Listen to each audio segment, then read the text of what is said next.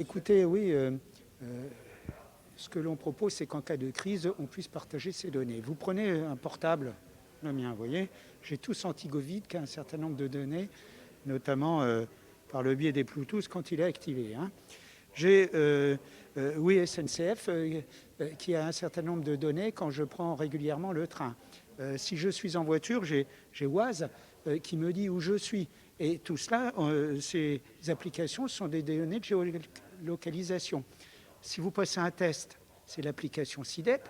Quand vous faites votre vaccin, c'est une autre application. Mais il n'y a pas d'interopérabilité entre ces différentes applications. Et elles ont toutes une part de nos données personnelles. Ce que l'on propose simplement, c'est en cas de crise, qui est cette interopérabilité, qui permet de cibler les personnes vulnérables, prendre des mesures qui les concernent et qui évitent des mesures de confinement global, qui protègent beaucoup mieux et qui fait qu'au global, on aurait moins de morts. Avec un paradoxe qui a été soulevé ce matin, c'est que cette interopérabilité, elle existe déjà pour les acteurs privés, les GAFAM, qui eux vont pouvoir avoir des cookies entre différentes applications sur Facebook, sur Google, etc. Et donc va avoir un recours à un large panel de nos informations personnelles avec notre consentement.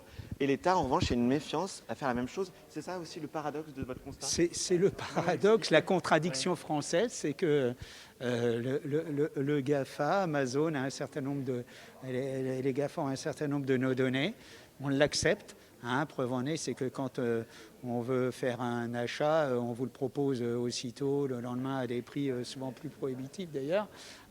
Donc cette exploitation de données, on l'accepte, mais par contre, on ne veut pas confier ces données le moment venu pour se protéger ou protéger les autres. Donc c'est là où il faut que les mentalités évoluent. Pour qu'elles évoluent, il faut vraiment qu'on lance le débat, qu'on rassure les gens et que ça se fasse en période de paix et non pas en période de crise.